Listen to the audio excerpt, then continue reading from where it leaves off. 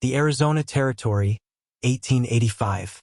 Dust swirled around Tall Hawk as he approached the weathered ranch house, his face hardened by years of broken promises from white settlers. 3 prized horses were owed, a debt of honor made to his father. What he found instead was Emma Blackwood, standing fierce on her porch, rifle steady in calloused hands. No horses remained in her corral, only determination in her eyes as creditors circled like vultures. Her father's promise had died with him, leaving her with nothing but stubborn pride and a failing ranch. When she offered marriage instead of horses, he nearly laughed. A desperate bargain from a desperate woman. But something in her unflinching gaze stirred memories of his own mother's courage. Could a debt of horses truly be paid with something as fragile yet enduring as love? Before we jump back in, tell us where you're tuning in from, and if this story touches you, make sure you're subscribed because tomorrow I've saved something extra special for you. Emma Blackwood pressed her thumb against the silver and turquoise brooch pinned to her collar, a habit formed in the 6 months since burying her father. The piece had been her mother's wedding gift. Now the only valuable Emma refused to sell despite the circling creditors. Dawn broke over the Blackwood Ranch as it had for 27 years of her life. The land stretched golden and parched toward distant mountains, 600 acres that had once supported 300 head of cattle and a prized horse breeding program. Now barely 40 cattle remained, and the last of the horses had been sold to pay for her father's doctor bills and funeral. She watched old Hank Jenkins shuffle toward the barn, his arthritis worse but his loyalty undiminished. The ranch hands who'd stayed, just Hank and young Miguel, hadn't been paid in months, surviving on promises and shared meals from Emma's dwindling pantry. "Miss Emma," Hank called. "That fence in the south pasture won't fix itself. I'll be there after I check the accounts again," she answered, knowing the ledger would reveal the same bitter truth. 1 month before Theodore Wilkes could legally claim the ranch for unpaid debts. In town, they called her poor Emma Blackwood behind cupped hands. The unmarried daughter of Jackson Blackwood, once the most prosperous rancher in Copper Springs, now reduced to mending her own fences and cooking for what remained of her father's crew. They didn't say it to her face, of course. Not with her mother's straight spine in her posture and her father's stubborn chin tilted up. The widow Chen at the general store still extended credit. Sheriff Michaels tipped his hat with genuine respect. They remembered when her mother was alive, when the Blackwood name meant something more than cautionary tales about gambling and whiskey. Emma tucked the letter from the bank beneath her mother's recipe book and walked to the cabinet where her father's old Sharps rifle stood. The pawnbroker in Tucson had offered $15 for it last month. She'd declined, knowing some things were worth more than their price. "Your mother would be proud," Hank had told her last week when she'd roped a stray calf with the same fluid grace that had once made her the best rider in 3 counties. Before propriety and her father's expectations had confined her to household duties. Before her mother's death had left her to manage a house while her father managed, then mismanaged, their livelihood. Her thoughts turned to the 3 Appaloosas, River, Storm, and Dancer, bred from her mother's favorite mare and her father's prize stallion. Beautiful, strong-boned horses with distinctive spotted coats that had been the foundation of their breeding program. The horses her father had promised to an Apache chief for reasons he'd taken to his grave. The same horses he'd sold to pay his gambling debts 3 years ago. Emma had found the letter among her father's papers after his death. A formal promise, written in her father's hand, to deliver 3 specific Appaloosa horses to Chief Running Bear of the Chiricahua Apache. No explanation, no date of delivery, just a debt that could never be paid. Until yesterday, she'd believed it was just another of her father's forgotten obligations. Then Miguel had ridden in with news that an Apache warrior had been asking questions in town about Jackson Blackwood and 3 spotted horses. Emma fingered the brooch again. Her mother had worn it on her wedding day, a gift from her own mother. 3 generations of Blackwood women had touched this silver, had stood on this land. She would not be the one to lose it. From the porch, she spotted a dust cloud approaching from the east. Too disciplined to be a casual rider. Too direct to be lost. The Apache warrior was coming to collect. Emma squared her shoulders and checked the rifle's loading. She had no horses to give, but she had her wits, her courage, and a desperate plan forming like summer lightning on the horizon. If horses were the debt, perhaps something else could be the payment. Something she alone could offer. The rider drew closer, his straight posture and controlled movements visible now. A tall man on a paint horse, dark hair longer than any white man would wear it, face set in grim determination. "Miss Emma?" Miguel appeared at her elbow, worry creasing his young face. "Should I get Sheriff Michaels?" "No," Emma said firmly. "This is Blackwood business. Stay back, but keep your rifle close." She stepped forward onto the porch, rifle held not in threat but in readiness. The rider approached with the confidence of one who knew his purpose, who had traversed greater distances than the miles between them. Emma felt the weight of her mother's brooch against her collar. A woman's treasure, a woman's strength. Whatever came next, she would face it as a Blackwood. Tall Hawk felt the weight of the ceremonial knife against his hip as he approached the Blackwood ranch. The blade had belonged to his father, Running Bear, and to his grandfather before him. 7 generations of Apache warriors had carried it into negotiations and battles. Now it served as a reminder of promises made and obligations unfulfilled. His keen eyes assessed the property as he rode. Fences sagged in disrepair. The barn roof needed patching. The cattle he glimpsed were healthy but few. This was a dying ranch. He'd seen the pattern before among white settlers who pushed too far, too fast, taking more than the land could sustain. Behind him, waiting at the edge of the property line, young Fox kept watch. The younger warrior had argued against coming alone. "These white eyes break promises as easily as breathing," young Fox had warned. "Remember what happened to your father." Tall Hawk remembered well. Running Bear had died 4 winters ago. His final words a request that his son recover the 3 Appaloosa horses promised by the rancher Jackson Blackwood. Horses bred. Specifical. LY for the Apache's smaller pastures and harsher conditions. Horses that would have given their tribe independence from government-issued stock too fragile for mountain terrain. Those 3 horses represented more than animals. They were the future breeding stock that could help the tribe maintain their way of life despite being restricted to reservation boundaries. His people needed those horses now more than ever, with game growing scarce and government rations consistently short. The white man's world pressed closer each season. The railroad would soon cut through lands once freely roamed by his ancestors. Copper miners blasted sacred mountains. Cavalry officers enforced arbitrary boundaries. Each year brought new indignities, new restrictions, new broken promises. Tall Hawk had learned their language, studied their ways, even attended their school for a time before returning to traditional life. He understood the white settlers better than most Apache, which only deepened his distrust. He had watched too many treaties signed and discarded, too many handshakes followed by betrayal. He tracked Jackson Blackwood for 3 years, waiting for the right moment to claim what was owed. The news of the rancher's death had postponed his plans, until reports came that Blackwood's daughter still operated the ranch.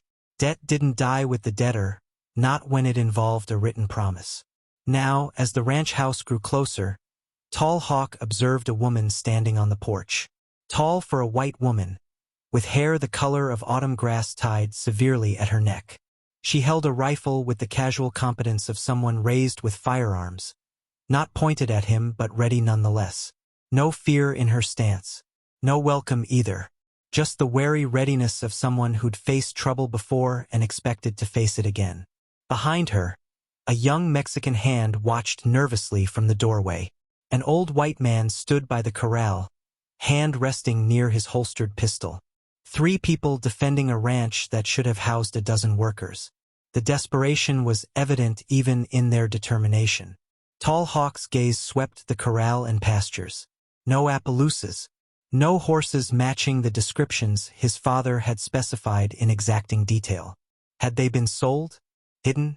His jaw tightened at the thought of another white man's deception.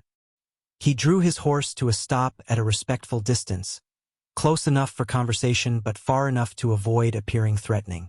Years of delicate negotiations with white authorities had taught him the precise boundaries to maintain.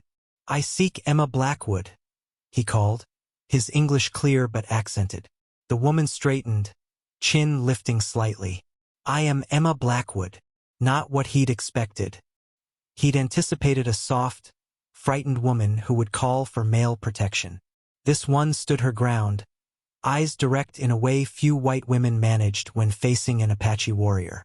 I am Tall Hawk, son of Chief Running Bear of the Chiricahua Apache. He touched the ceremonial knife at his waist. I have come for what was promised to my father by Jackson Blackwood. 3 Appaloosa horses with the markings of night sky on snow. Something flickered across her face. Not surprise, but resignation. She'd been expecting him or someone like him. Mr. Blackwood is dead, she said. Death does not erase debt, Tall Hawk replied evenly. The horses were promised. I have come to claim them for my people. Her knuckles whitened on the rifle, but her voice remained steady. Perhaps you should dismount. This conversation requires more than shouting across my yard. Against his better judgment, Tall Hawk swung down from his horse. He left his rifle in its saddle holster, a gesture of minimal trust, but kept his knife and the revolver at his hip. Whatever came next would determine more than the fate of 3 horses.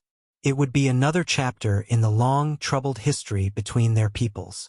Those horses are gone, Emma said, gesturing for Tall Hawk to follow her to the shade of the porch. She propped her rifle against the wall, close enough to reach, far enough to signal a tentative truce. Sold 3 years ago. Tall Hawk's face remained impassive, but Emma caught the slight tightening around his eyes. Disappointment, perhaps, or more likely anger. Your father wrote a promise. He withdrew a folded paper from a leather pouch at his waist. This is his mark. Emma recognized her father's flowing signature even from a distance.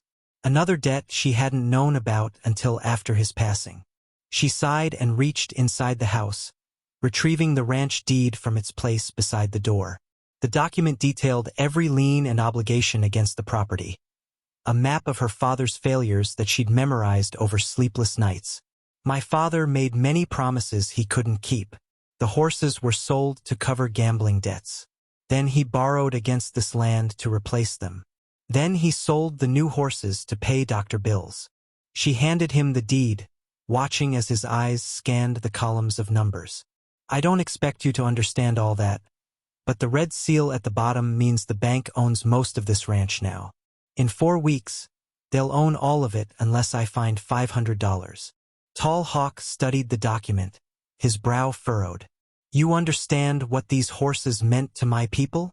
No, Emma admitted. My father never explained. They were bred for our mountains. Strong-boned but smaller than most. Spotted coats that blend with rocky terrain. Smart and sure-footed. His voice took on a storyteller's cadence. 3 maras to start a new herd. Independence from government horses too weak for our needs. A future for children born on the reservation. Emma felt a flush of shame for her father's broken promise. I'm sorry, she said, meaning it. If I had them, I would honor the debt. Sorry does not help my people. Tall Hawk folded the deed and returned it, his movements precise with suppressed anger. Your father knew their importance. Then he shouldn't have gambled them away. Emma snapped, her own frustration boiling over. He shouldn't have drunk himself to death, leaving me with nothing but debts and regrets. Her outburst seemed to surprise Tall Hawk as much as it surprised herself.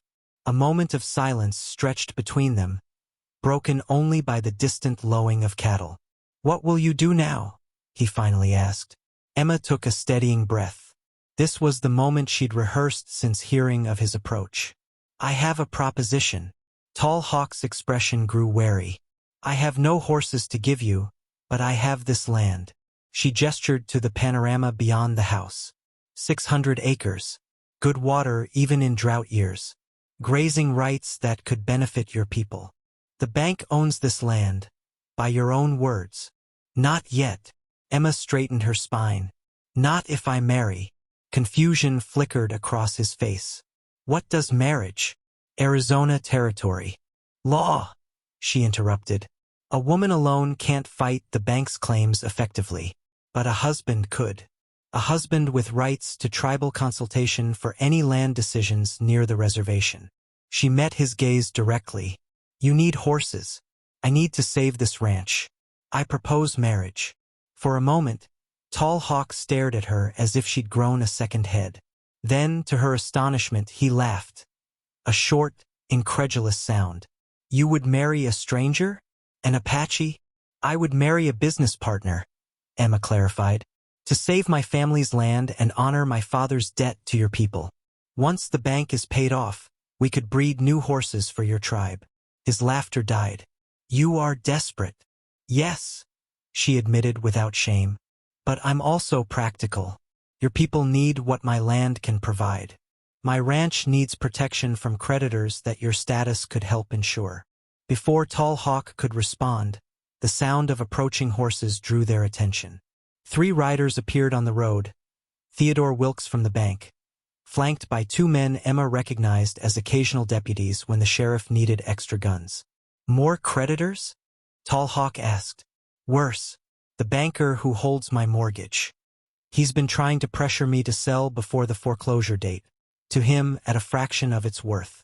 Emma reached for her rifle out of habit, then forced her hand back to her side. He brings those men to intimidate, not enforce the law. Tall Hawk's gaze shifted between Emma and the approaching men, his expression unreadable. Whatever response he might have given to her proposal was interrupted by the immediate threat. Miss Blackwood, Wilkes called as they approached, his smile as false as his concern. I see you have a visitor. I do hope everything is appropriate.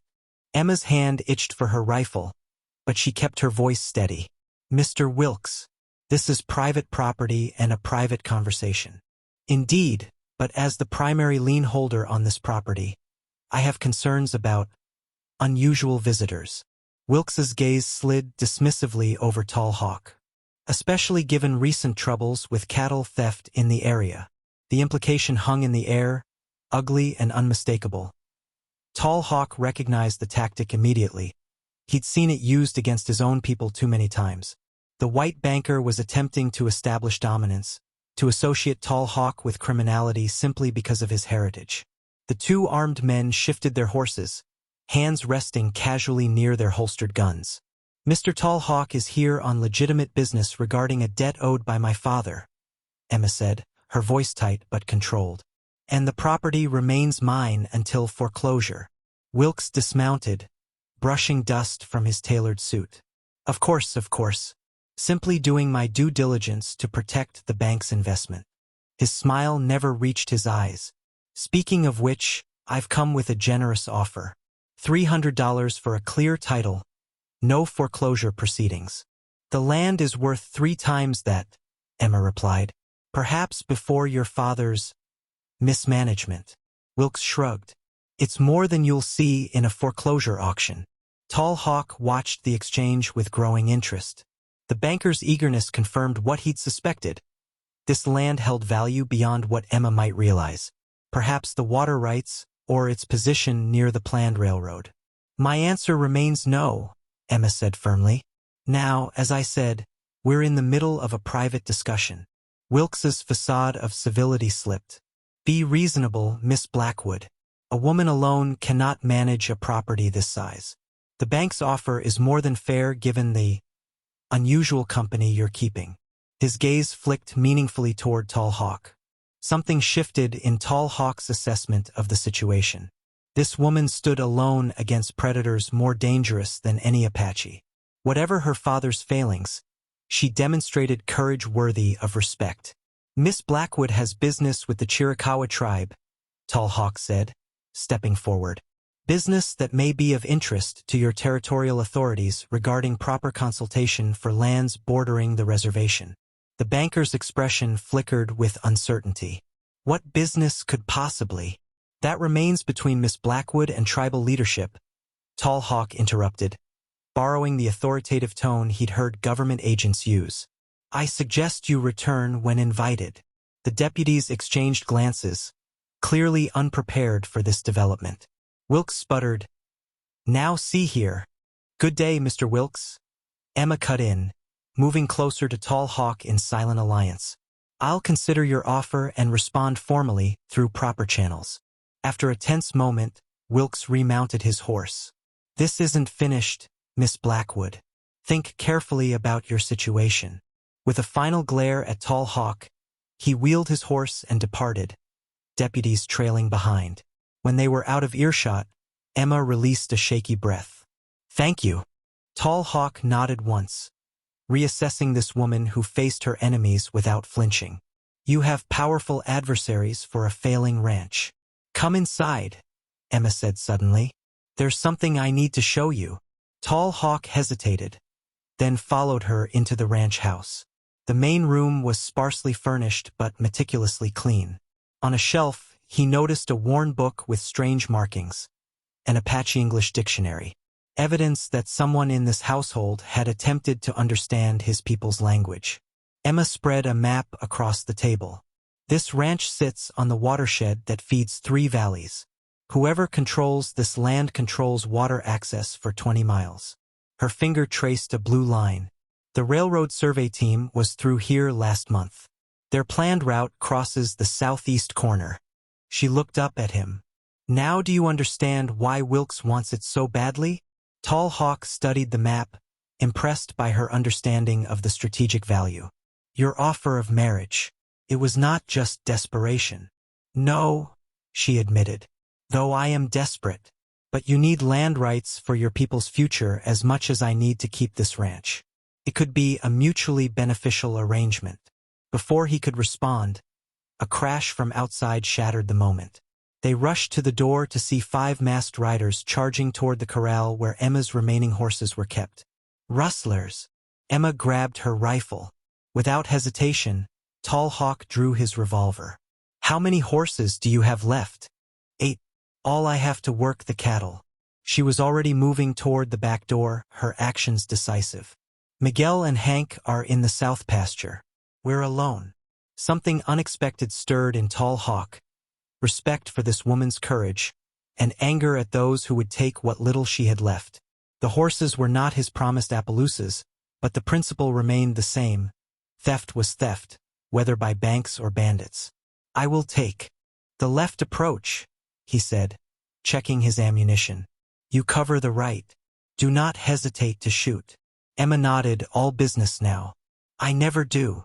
They moved with surprising coordination, as if they'd fought together before. Tall Hawk circled wide around the barn while Emma took position behind a water trough. The rustlers, focused on breaking open the corral gate, didn't notice them until Tall Hawk's warning shot kicked up dust at their horses' hooves. Next one won't miss, Emma shouted, her rifle aimed steadily.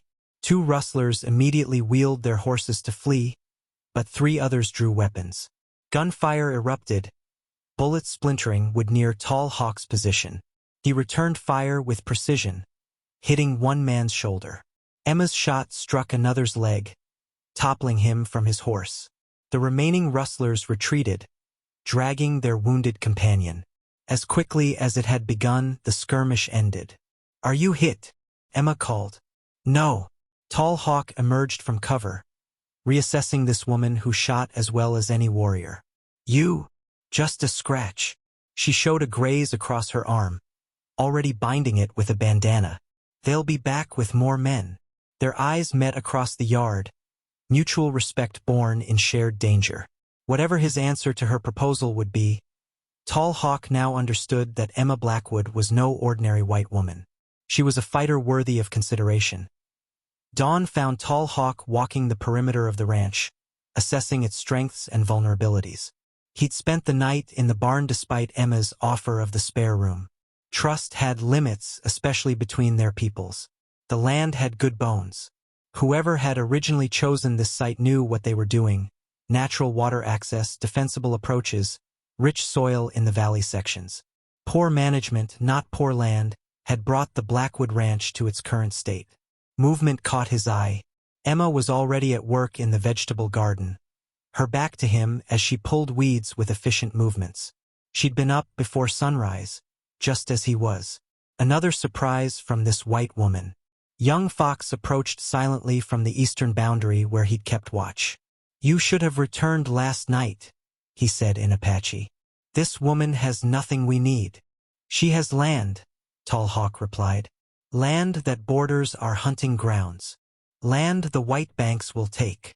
Young Fox spat. Why delay? The horses are gone. I need time to consider. Tall Hawk handed him a strip of jerky from his pouch. Return to the others. Tell them I will remain 2 more days. Young Fox frowned but nodded. 2 days. No more. He departed as quietly as he'd arrived. Tall Hawk approached the garden, intentionally making noise to avoid startling Emma. She looked up, pushing a stray lock of hair from her face, leaving a smudge of dirt on her cheek. You're still here, she observed. I said I would consider your proposal. That requires understanding what you offer. He gestured to the land around them. Show me the boundaries, the water sources, the problems. Emma studied him, then nodded once. After breakfast, I have coffee on the stove. The kitchen was as orderly as the rest of the house. Emma served simple fare, cornbread, beans, strong coffee. She ate quickly, without the daintiness he'd observed in town women.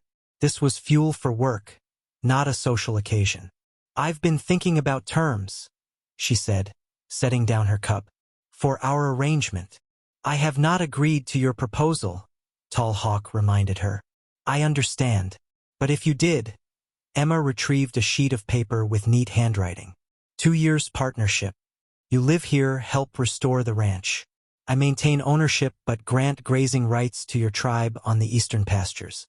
Once the bank is paid, we breed horses suitable for your people's needs. Tall Hawk raised an eyebrow. And the marriage? A legal necessity, she said briskly. Separate sleeping quarters. Each free to dissolve the arrangement after 2 years. Your white neighbors would never accept such a union. I don't require their acceptance, Emma replied. Only their legal recognition. Before Tall Hawk could respond, horses approached. Emma tensed, reaching for her rifle, but relaxed slightly when she recognized the rider. My cousin Vernon, she explained. He wanted to buy the ranch after father died. Offered half its value. Vernon Blackwood was everything Tall Hawk disliked in white men. Soft hands, sharp eyes, a smile that never reached beyond his teeth. He dismounted with a flourish, then froze at the sight of Tall Hawk. Emma, what is the meaning of this? Vernon's hand hovered near his holster. Vernon, this is Tall Hawk of the Chiricahua Apache. He's here on business. Emma's tone remained pleasant but cooled noticeably. What brings you by so early? Business? With an Indian? Vernon looked between them incredulously. I heard in town you had trouble yesterday. Rustlers. I came to offer protection. How thoughtful, considering you haven't visited in 3 months. Emma gestured to the damaged corral. As you can see, we managed. Vernon's gaze lingered on Tall Hawk. Emma, a word in private? Anything you have to say can be said in front of my business partner. The word hung in the air. Vernon's face reddened. Business partner? Have you lost your mind? After everything that's happened with Indians in this territory. Tall Hawk and his people have legitimate claims regarding my father's promises. We're discussing resolution. Emma's spine straightened. Now state your purpose or leave us to our work. Vernon removed his hat, attempting a different approach. Cousin, I'm concerned for your safety, for your reputation. First the bank troubles, now this association. People are talking. Let them talk.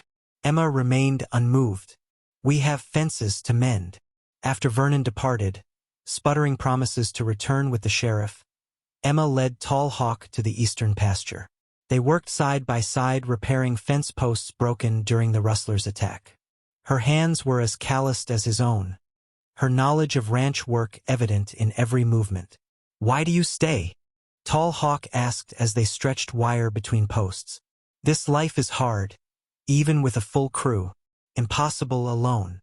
Emma paused, wiping sweat from her brow. This land was my mother's dream. She came from Boston to marry my father, fell in love with this valley, said it spoke to her soul. A faint smile touched her lips. I was 12 when she died. Typhoid. Father started drinking heavily after that. She reached into her pocket and pulled out a small journal, its leather cover cracked with age. I found this last year, hidden in Father's desk. His private thoughts. The good man he was before grief and whiskey took him. Her fingers traced the worn edges. He wasn't always what he became at the end. Tall Hawk recognized the offering for what it was, not an excuse for broken promises but context, a glimpse of the complicated history that had led to this moment, this unlikely partnership being forged between descendants of traditional enemies. My father also changed toward the end, he said, surprising himself with the admission. Fear for our future made him bitter. But I remember when he taught me to track, to respect the land. The man he was before reservation fences. Their eyes met briefly, an unexpected moment of understanding passing between them. Different worlds, similar losses. Then Emma tucked the journal away and reached for another fence post. The moment passing as quickly as it had come. Word of Emma Blackwood's Apache visitor spread through Copper Springs like wildfire. By the time they arrived in town the following morning to purchase supplies, sidewalks emptied as townsfolk retreated into shops to stare through windows. Shameful display, muttered Mrs. Chun as she measured coffee beans for Emma. The Chinese shopkeeper was perhaps the only person in town who understood being judged by appearance. You need flour, sugar, and ammunition, Emma added, painfully aware of the whispers behind her. She placed a small iron disc on the counter, the Blackwood Ranch brand. Could you advance credit against our fall calves? I'll mark 10 for your selection. Mrs. Chun nodded, running her finger over the brand. Your father, he was good customer before the troubles. Your mother, better friend to me. I trust Blackwood mark still means something. Emma swallowed hard. It does. Thank you. Outside, Tall Hawk waited with the wagon, his posture alert as 3 cowboys sauntered toward him. Emma quickened her pace. Problem? She asked, placing herself between Tall Hawk and the approaching men. No problem, Miss Blackwood, one called. Just wondering if your Apache friend knows this ain't reservation land. Town's got rules about Indians after sundown. Mr. Tall Hawk is conducting business with me, Emma replied evenly. And it's barely noon. Business, huh? Another man spat tobacco juice near the wagon wheel. That what they call it now? Emma felt rather than saw Tall Hawk tense beside her. We're leaving, she said quietly. Not worth the trouble. His dark eyes assessed the men, whose hands hovered near holstered guns. Some fights should be chosen carefully, he agreed, though she sensed his restraint cost him. As they drove from town, Emma noticed Tall Hawk studying the buildings, the people, the subtle boundaries that separated white society from others. Your town fears what it does not understand, he observed. They're not all like that, Emma said, then sighed. But enough are. My mother faced similar treatment when she married father. A Boston lady with fancy ideas about books and education, coming to a frontier town. Yet you defend them. I defend the possibility of change. Emma pointed to a small building at the town's edge. That schoolhouse exists because my mother insisted every child deserved learning, not just the wealthy ones. Mrs. Chun owns her store because my mother loaned her the money when no bank would.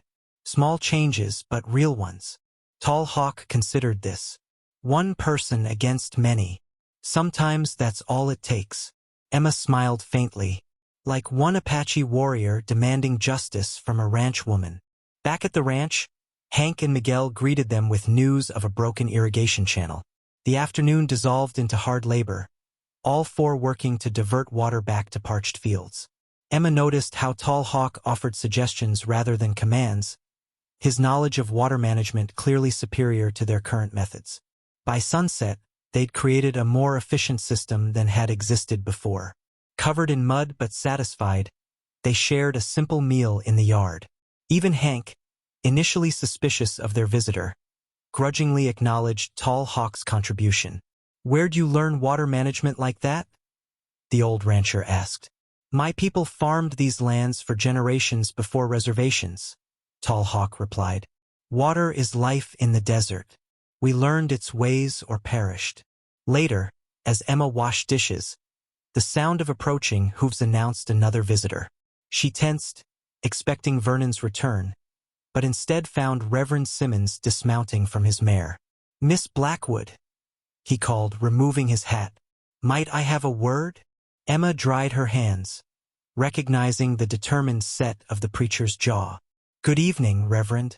What brings you out so late?" "Concern, my dear. Spiritual concern." His gaze drifted to where Tall Hawk sat mending a bridle in the fading light.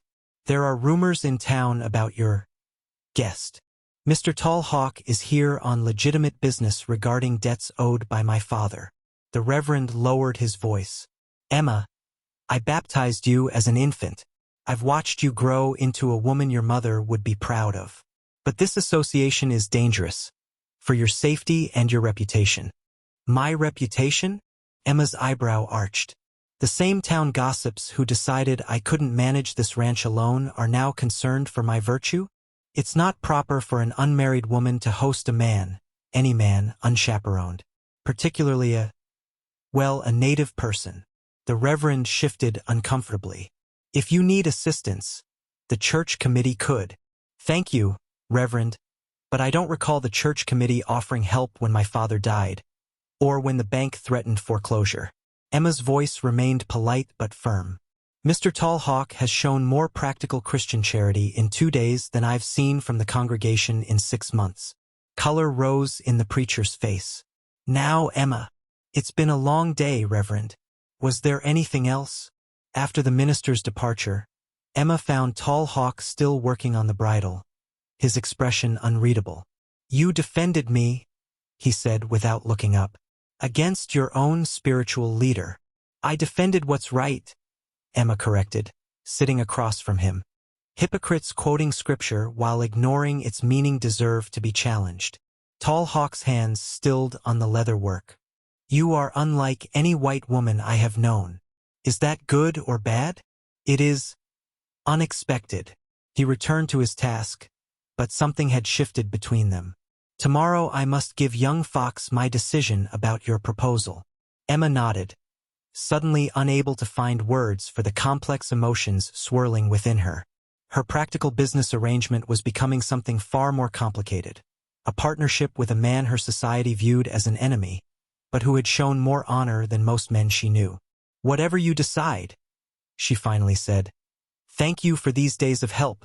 Tall Hawk nodded once, his profile strong against the darkening sky, leaving Emma to wonder if she'd imagined the brief softening in his usually guarded expression. Morning brought crisis. Miguel discovered the main water pump sabotaged, crucial gears removed, rendering it useless. Without it, the cattle in the north pasture would have no water access. "Rustlers," Emma suggested, examining the damage. Tall Hawk shook his head, crouching to study boot prints in the soft earth. "Too deliberate. One man, expensive boots. Not a ranch worker." He straightened. "These tracks lead toward town." Emma's jaw tightened. "Wilkes, or someone working for him." "Pressure," Tall Hawk agreed. "Weaken your position before foreclosure." "The cattle can't go 2 days without water in this heat," Hank fretted. "We'd have to drive them 5 miles to the creek." Emma pressed her palms against her temples, calculating impossible logistics with too few hands. Then she saw Tall Hawk studying the distant hills with narrowed eyes. "What is it?" she asked. "The rock formation there," he pointed. "In my people's stories, such formations often hide water." Hope flickered. "A spring. Possibly. The geology suggests it." They rode out immediately, following Tall Hawk's lead through rocky terrain too rough for cattle drives. After an hour's search, he dismounted suddenly, examining the ground. "Here," he announced, brushing away loose stones to reveal darker soil beneath. "Water runs underground." Working together, they cleared decades of debris until water bubbled up, clear and sweet, a hidden spring unknown even to Emma, who had lived her entire life on this land. "My father never registered this water source," Emma realized, unfolding a worn map from her saddlebag. "It's not on any survey." If we can divert it to the north pasture. By late afternoon, they'd created a primitive but functional channel, guiding the spring water toward the thirsty herd. Exhausted but triumphant, they watched cattle gather at the newly formed watering hole. "You saved my herd," Emma said quietly. Tall Hawk nodded once. "Your father knew this land poorly. He saw it as something to own, not understand." Emma tucked the map away. "This spring stays our secret. It could make the difference if Wilkes tries to pressure us further." The shared conspiracy, our secret, hung between them, another subtle shift in their developing alliance. Returning to the ranch house, they found young Fox waiting, his expression troubled. He and Tall Hawk spoke rapidly in Apache, their conversation intense. Emma busied herself preparing coffee, respecting their privacy while stealing glances at Tall Hawk's increasingly serious expression. When young Fox departed, Tall Hawk joined Emma on the porch, accepting the coffee she offered. "Your people grow impatient," she guessed. "Yes, the tribal council expected the horses or their equivalent value by now." He studied the horizon. "Young Fox also brings news. Cavalry officers visited the reservation yesterday, asking about me." Emma frowned. "Why would they? Your cousin Vernon, perhaps? Or the banker? Someone suggesting an Apache warrior threatens a white woman's ranch." His mouth tightened. "Old tactics to create problems between our peoples." The implications settled heavily between them. If authorities believed Tall Hawk posed a threat, they could use it as pretext for action against his tribe. If he returned empty-handed, his standing among his people would suffer. If he stayed, "I need to know your decision," Emma said finally. "About my proposal." Tall Hawk set down his cup. "It is a practical arrangement, as you said, but marriage among my people means more than papers and property rights." "What does it mean?" she asked. "Partnership, respect, building something together that neither could create alone." His dark eyes held hers. "Not a business transaction." Emma felt heat rise in her cheeks. "I never meant to dishonor your customs. The legal protection is necessary, but—" Her words faltered as Tall Hawk suddenly swayed, catching himself against the porch rail. "What's wrong?" she asked, alarmed by the unusual display of weakness. "Nothing," he insisted, but his normally composed features showed strain. "The heat, perhaps." Emma pressed her palm to his forehead, gasping at the burning skin. "You're fevered. How long have you felt ill?" "Since morning," he admitted reluctantly. "It will pass. Inside. Now," she ordered, her tone brooking no argument. "You're not collapsing in my yard after saving my cattle." To her surprise, he complied, though his usual fluid grace was compromised. By nightfall, Tall Hawk burned with fever, his breathing labored. Emma bathed his face with cool cloths, desperately trying to remember her mother's remedies for illness. "My people have medicine," he murmured between feverish spells. "Young Fox. He's gone," Emma reminded him gently. "Rest now." Through the night, she kept vigil, applying cool compresses and offering water when he could take it. In his delirium, Tall Hawk spoke in Apache, occasionally in English, fragments of memory, worries for his tribe, and once, her name spoken with surprising tenderness. By dawn, his fever finally broke. Emma, exhausted from the night's watch, had fallen asleep in the chair beside him. She woke to find Tall Hawk studying her with clear eyes. "You stayed," he observed quietly. Emma straightened, self-consciously smoothing her rumpled clothing. "Of course I stayed. You were ill. My mother," he said unexpectedly, "would have approved of your healing ways." The simple statement contained multitudes: acknowledgement of care, connection to his most sacred memories, tentative acceptance of a bond neither had anticipated. "Why is this place so important to you?" he asked, gesturing weakly toward the window. "Worth such sacrifice?" Emma moved to the window, gazing across the sunlit ranch. "My mother is buried beneath the oak tree there," she said softly. "In my people's ways, this connects me to her forever. I cannot abandon this earth that holds her." Tall Hawk was silent for a long moment. "This I understand," he finally said. "Land that holds ancestors is sacred. This truth crosses the boundaries between our peoples." Their eyes met, something profound and wordless passing between them, recognition of shared values beneath their differences. The first true bridge across their separate worlds. 3 days later, Theodore Wilkes returned to the Blackwood Ranch with a leather portfolio tucked under his arm. His smile thinned when he spotted Tall Hawk mending tack on the porch. "Still entertaining visitors, Miss Blackwood?" he asked as Emma emerged from the house. "Mr. Tall Hawk is helping with ranch operations," she replied coolly. "State your business, Mr. Wilkes."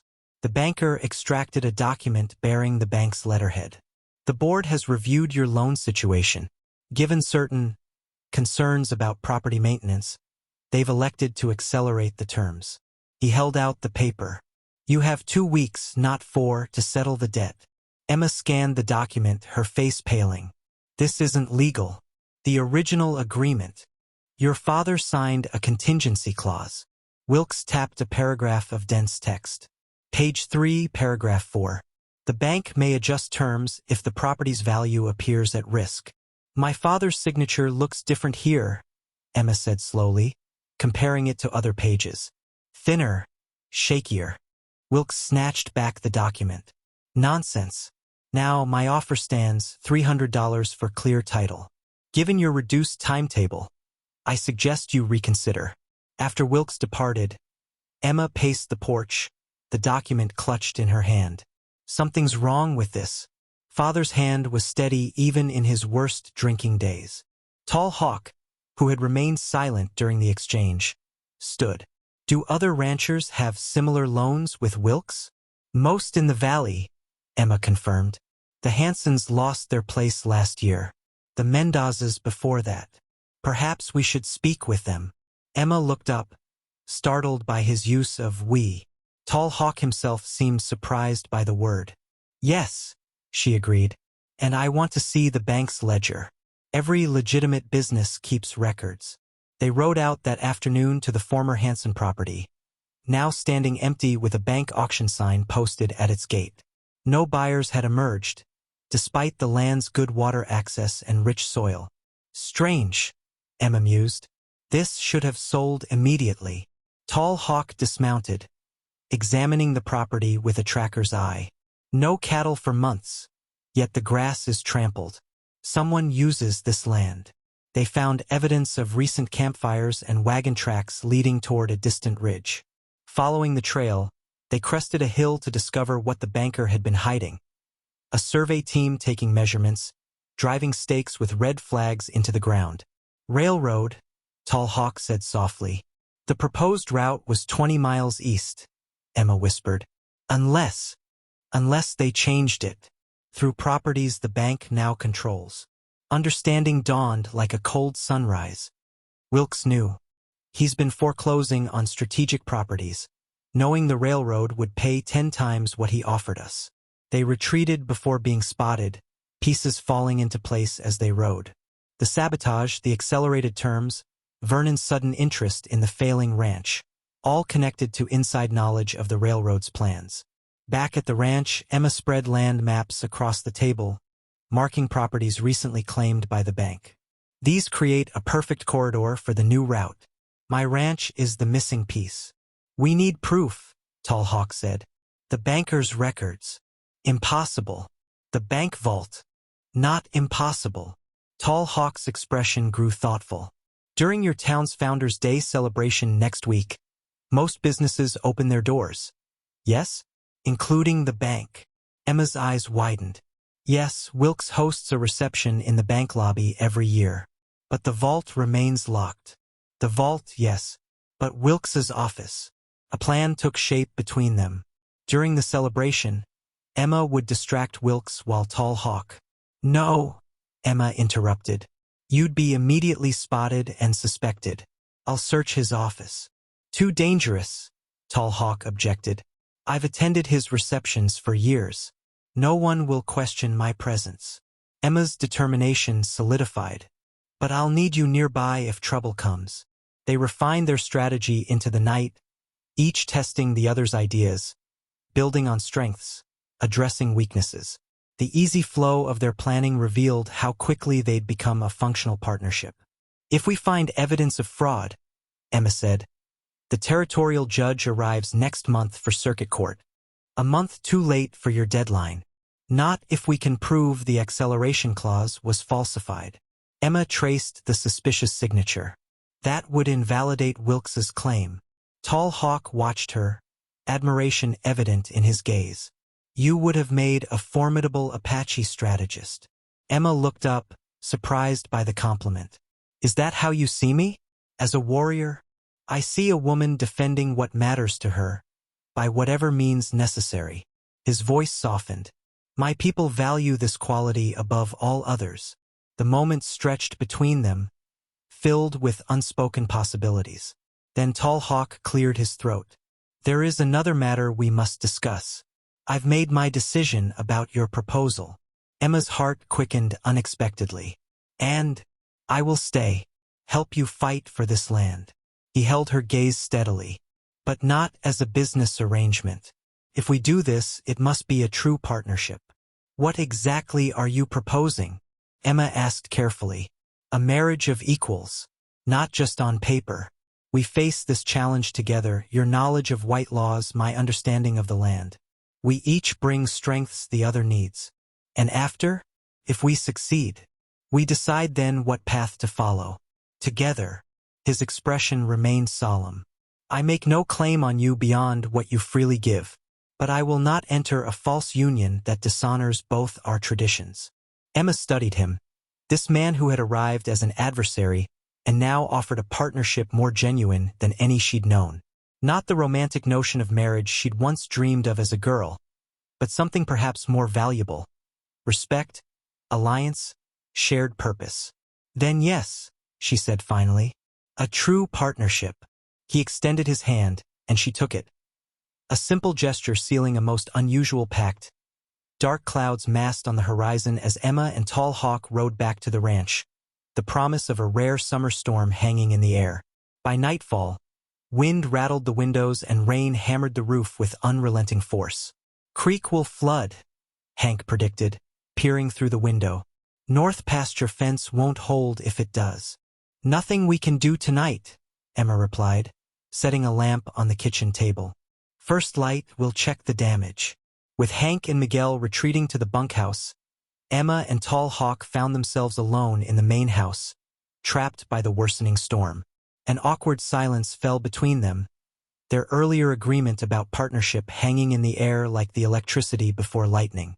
Emma moved to a shelf and retrieved a worn book bound in faded calfskin. "My mother's recipe book," she explained, setting it on the table. "But it's more than that." She wrote notes in the margins, observations about the ranch, the seasons, the people. Tall Hawk sat across from her, his interest evident as she opened to a page stained with old spices. In the margins, elegant handwriting recorded more than cooking instructions. "April 15th, 1863, Emma read. "Used wild sage today instead of garden herbs. The Apache woman at the trading post showed me which plants are best for healing as well as flavor. She spoke little English, I know Apache, but we understood each other as women often do." Tall Hawk's expression softened. "Your mother sought knowledge from my people? She respected all who understood this land better than." "She did." Emma turned pages gently. "She wrote that your people had wisdom white settlers too often ignored to their detriment." Thunder crashed overhead as Emma continued sharing fragments of her mother's observations. Notes about weather patterns learned from tribal elders, medicinal plants, stories of mutual aid between isolated homesteaders regardless of origin. "Your mother saw beyond boundaries," Tall Hawk observed. "She believed fences should keep cattle in, not people out." Emma smiled sadly.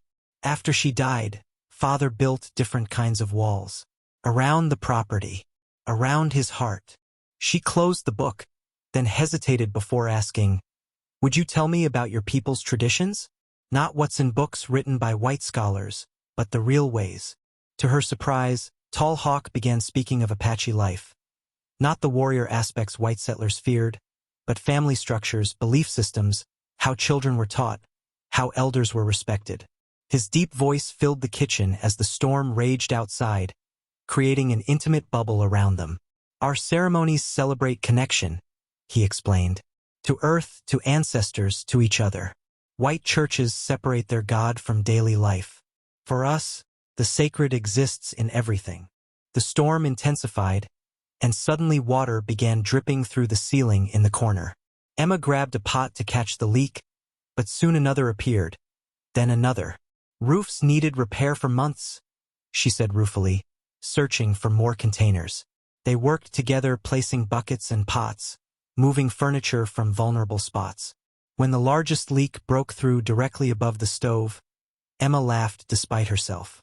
My father's poor maintenance finally defeats me. Tall Hawk studied the ceiling. The main beam is still sound. This can be repaired. Everything can be repaired, Emma said softly. With enough care and the right knowledge. Their eyes met across the water-spotted room, the double meaning hanging between them. A pounding at the door interrupted the moment.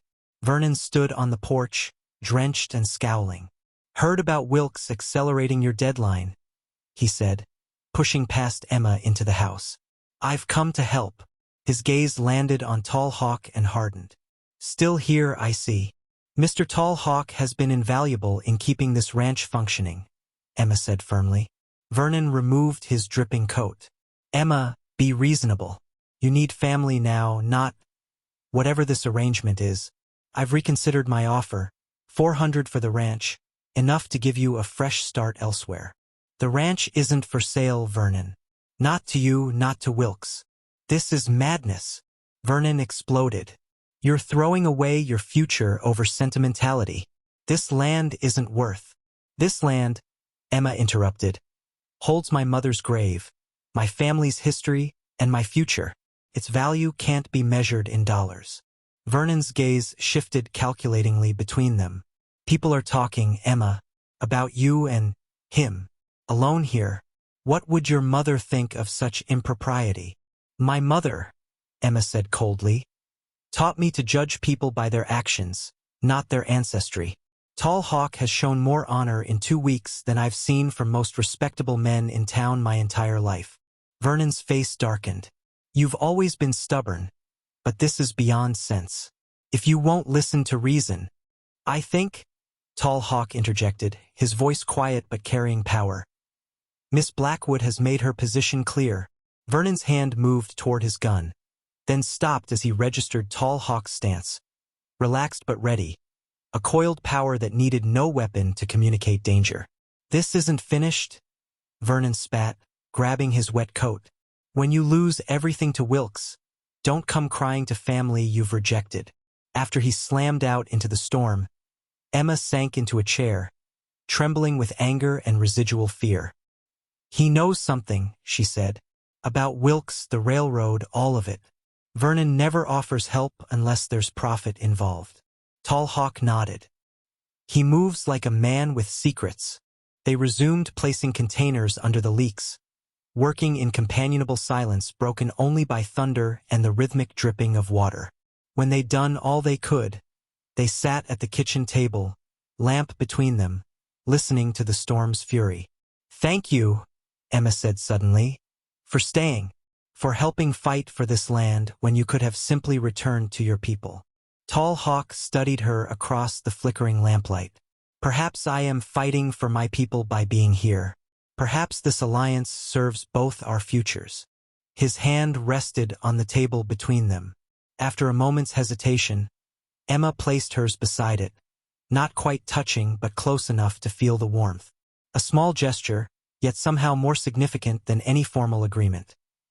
Young Fox returned at dawn, appearing silently at the edge of the property as Emma and Tall Hawk assessed storm damage. The younger Apache's expression was grave as he approached, carrying a piece of birch bark marked with symbols in charcoal. The council grows restless, young Fox said in Apache, handing the message to Tall Hawk. They question your extended absence. There are rumors of cavalry movements near our hunting grounds. Tall Hawk studied the symbols, his jaw tightening. How many days ago was this message created? 2. Elder White Antler asks for your return or an explanation he can present to the council. Emma watched the exchange, understanding none of the words but reading the concern in both men's postures. What's happening? She asked when they switched to English. Tall Hawk held up the bark message. My people need reassurance.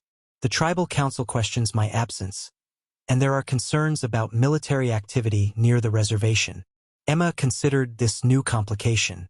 What if we invite your elder to the ranch to see what we're trying to accomplish? Both men stared at her as if she'd suggested flying to the moon. White settlers don't invite tribal elders to their homes, young Fox said flatly. This white settler does, Emma replied. If your elder sees our partnership firsthand, understands what we're fighting for, wouldn't that help your position? Young Fox looked skeptical, but Tall Hawk's expression shifted to thoughtful consideration. Elder White Antler is respected for his wisdom and fairness, he said slowly. He knew your mother. My mother? Emma asked, surprised. The trading post woman in your mother's recipe book. That was his sister, Morning Water. Tall Hawk turned to young Fox. Tell the elder I request his presence to discuss a new path forward between our peoples. A path that honors old promises while creating new possibilities.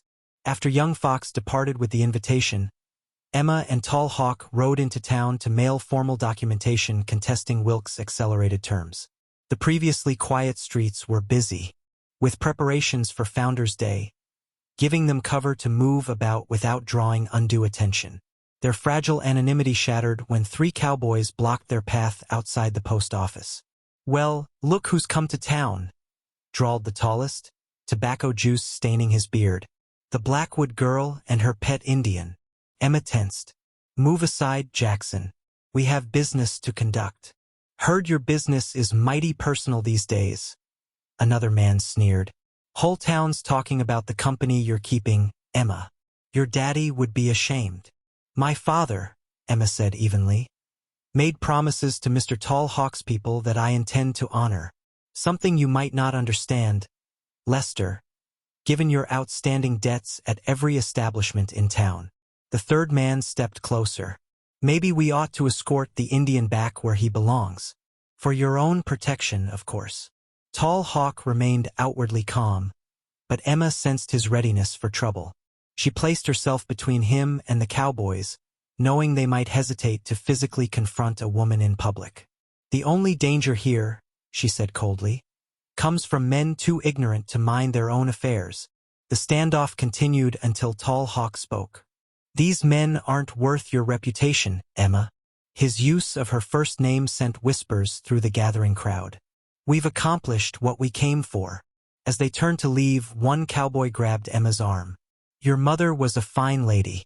She'd be horrified to see you disgracing yourself with. The words died as Tall Hawk's hand closed around the cowboy's wrist, applying precise pressure that forced him to release Emma without leaving a mark. You will not touch her again, Tall Hawk said, his voice quiet but carrying an unmistakable threat. Not today.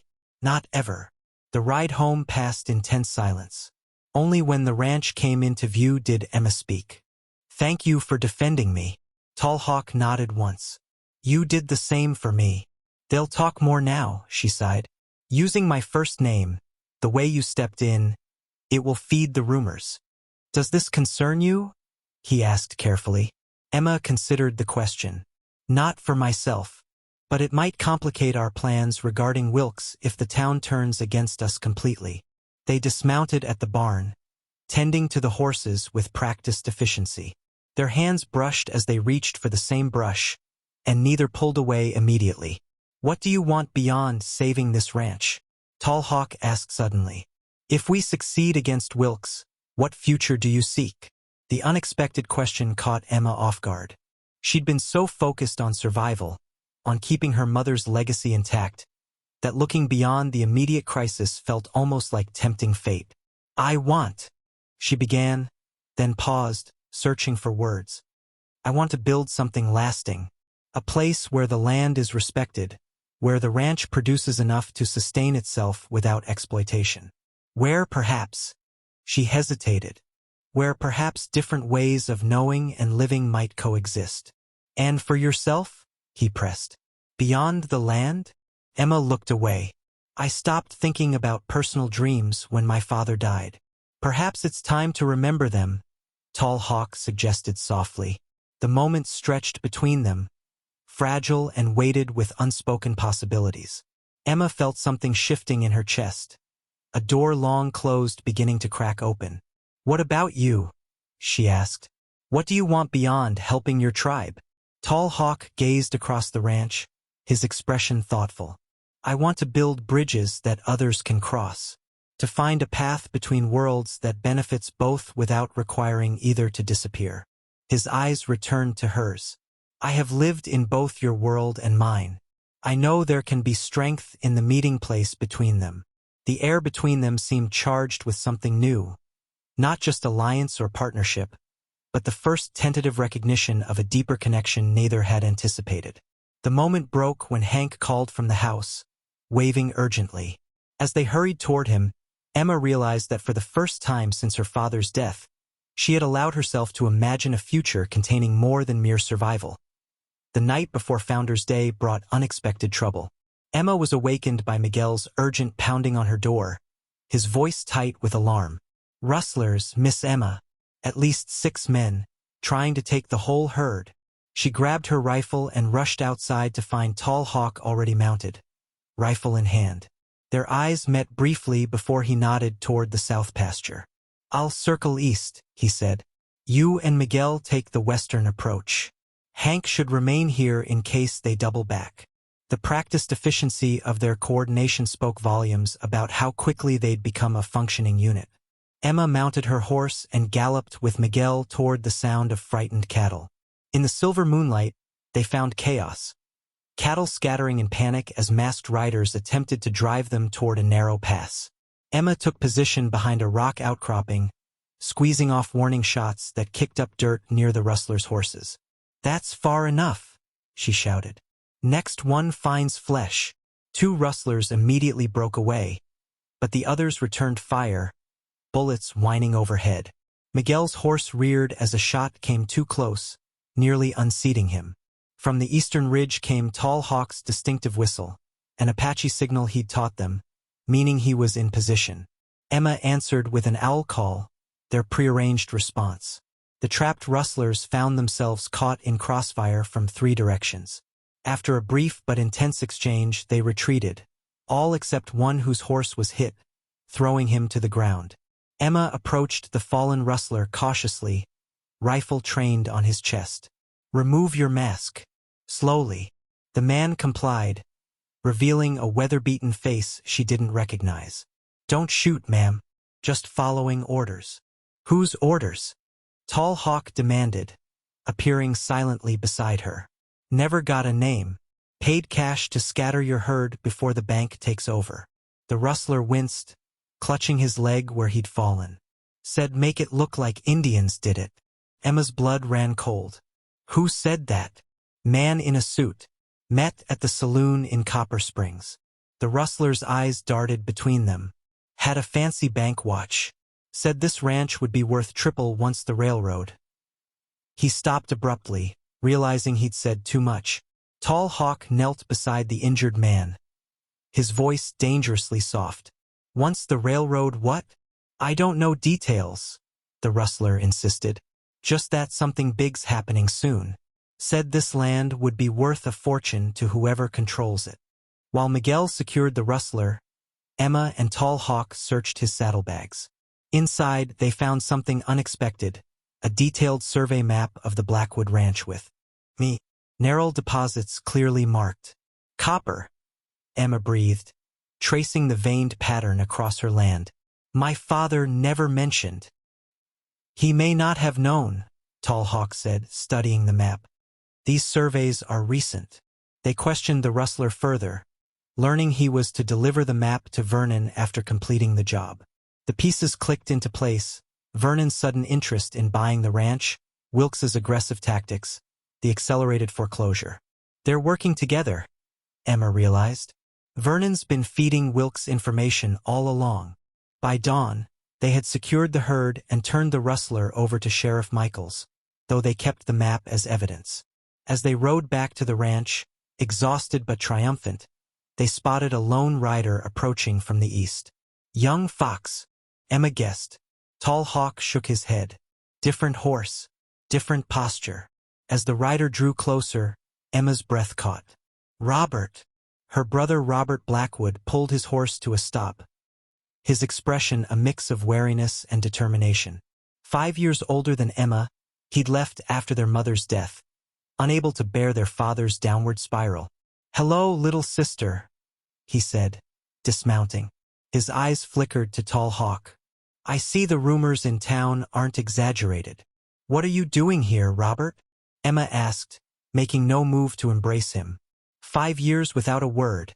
And now you appear days before foreclosure? Robert's shoulders slumped slightly. Vernon wrote to me about father's death. I've been settling affairs in Santa Fe. He met her gaze directly. I came to help, Emma. This ranch is my birthright too. Convenient timing, Tall Hawk observed quietly. Robert's jaw tightened. And who exactly are you to question my intentions on my family's land?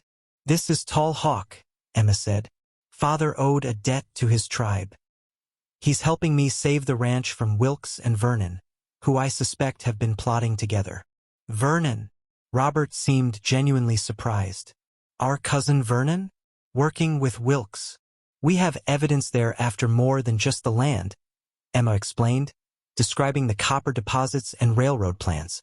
Vernon has been pushing me to sell him the ranch at a fraction of its true value. Robert absorbed this information, his expression shifting from skepticism to calculation. Then we need to fight this together, Emma. Family should stand united. Emma studied her brother, searching for sincerity in features made unfamiliar by years of absence. Where were you when father died? When I wrote to your last known address begging for help with his debts. I never received any letters, Robert insisted. I would have come if I'd known how bad things were. The silence stretched between them. 5 years of absence and hurt impossible to bridge with simple explanations. Finally, Emma nodded toward the house. You must be tired from your journey. We can talk more after you've rested. As Robert walked ahead with Miguel, Tall Hawk moved his horse alongside Emma's. You trust him? He asked quietly. He's my brother, Emma replied, uncertainty clear in her voice. But he's also been gone a long time. People change. Yes, Tall Hawk agreed, his eyes on Robert's back. They do. That night, Emma lay awake, her world further complicated by her brother's unexpected return. Robert's presence created a new dynamic, another voice claiming authority over the ranch's future, another perspective on what constituted its best interests. And beneath her practical concerns lay a deeper question. How would Robert's return affect her partnership with Tall Hawk? In the barn where he still insisted on sleeping, Tall Hawk also remained awake, instincts honed by years of survival warning him that Robert Blackwood's arrival might threaten more than just his agreement with Emma. It might endanger the fragile trust growing between them, a trust increasingly precious to him for reasons he wasn't yet ready to name. The morning after Robert's arrival, Emma found her brother studying the ranch accounts at the kitchen table, his expression grim as he reviewed her meticulous ledgers. You've done remarkably well with limited resources, he admitted, looking up as she entered. Father would have been proud. Emma set coffee before him, the compliment warming her despite her lingering suspicions. I had no choice. The ranch was all that remained. About this Apache, Robert said, changing subjects abruptly. What exactly is your arrangement? Emma measured her words carefully.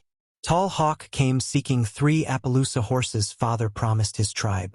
Since the horses were gone, we formed a partnership to save the ranch and fulfill the debt in other ways. Partnership?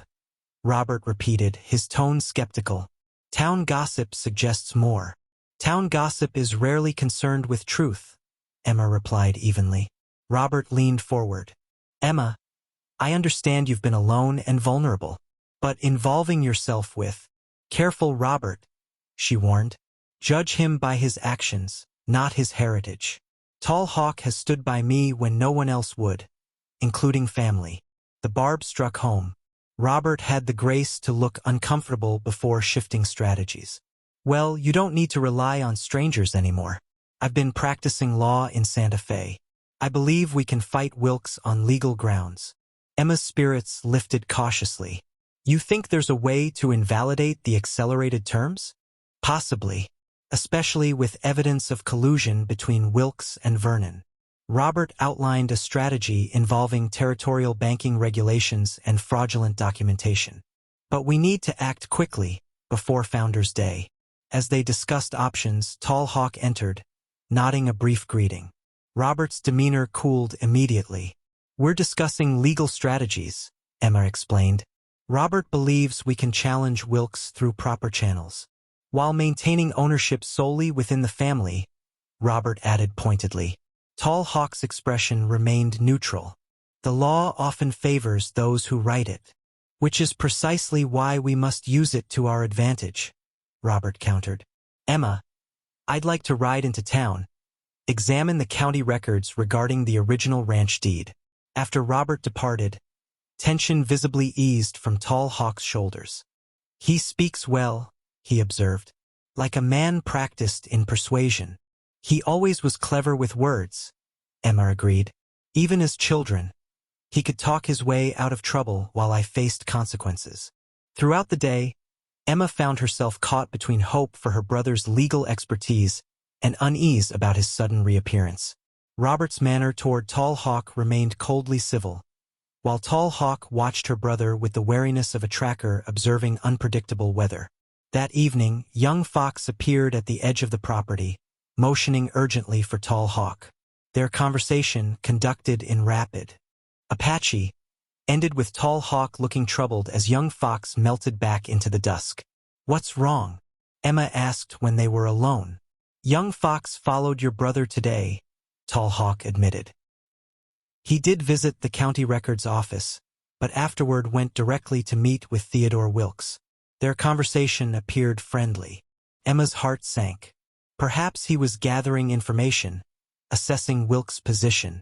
Perhaps, Tall Hawk agreed, though his tone suggested doubt.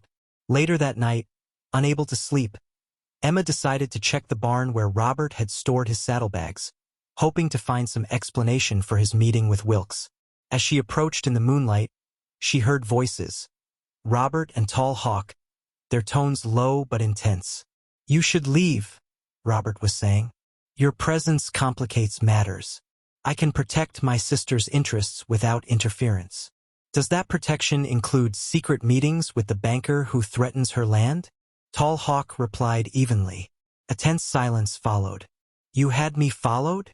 Robert finally asked. Trust must be earned, not assumed through blood ties. I don't need lectures on family loyalty from an Apache, Robert snapped. Whatever arrangement you've made with my sister ends now. I'm prepared to offer compensation for your services. $500. More than fair for 2 weeks' work. Emma's breath caught. Before she could reveal herself, Tall Hawk responded. I am not hired help to be dismissed. My agreement is with Emma, not you.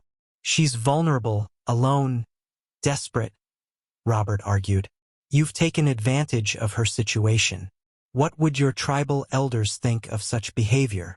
They would recognize honor when they see it, Tall Hawk replied coldly. Can yours? Emma stepped into the lantern light, unable to remain hidden any longer. I'd like to know the answer to that myself, Robert.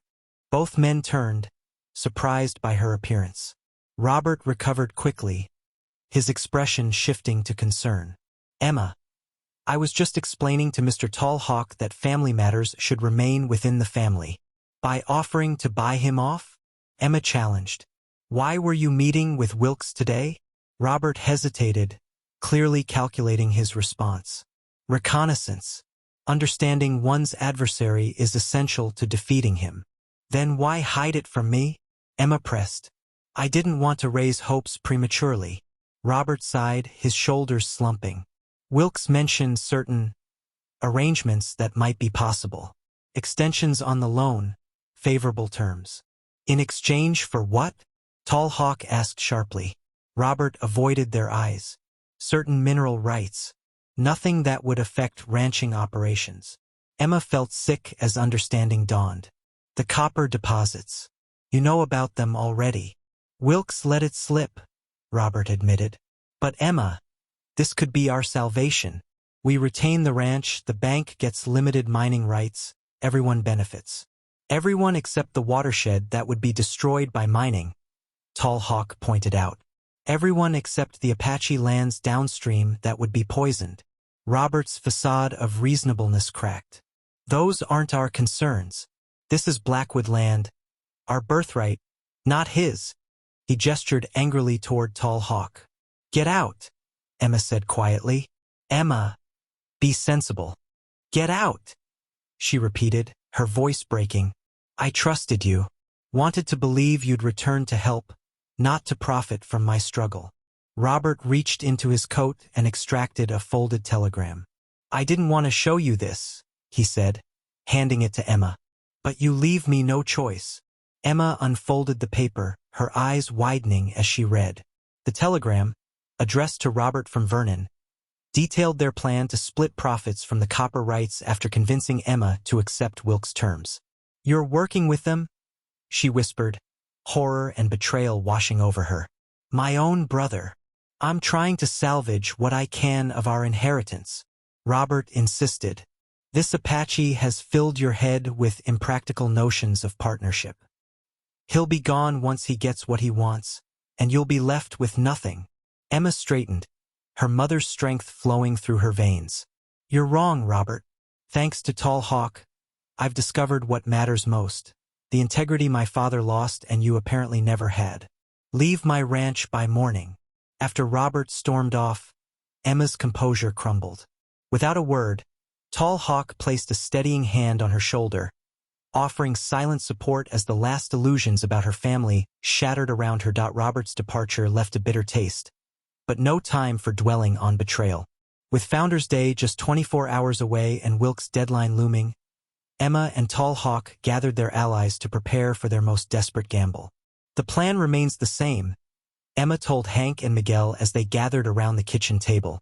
During the celebration, I'll search Wilkes' office for evidence of fraud, while Tall Hawk creates a diversion. Too dangerous, Hank objected, his weathered face creased with worry. That banker's got deputies in his pocket. You get caught, there won't be no fair hearing. Which is why we need additional support, Tall Hawk said. People Wilkes can't intimidate or bribe. Emma retrieved her father's prized Winchester rifle from its place above the mantel. The weapon had been a gift from her grandfather, its stock inlaid with silver and engraved with the Blackwood name. She'd refused to sell it even in their most desperate times. My father taught me that a rifle is only as good as the person holding it, she said, checking its action with practiced hands. The same is true of land. It serves those who truly understand its value. Tall Hawk watched her handle the weapon with respect.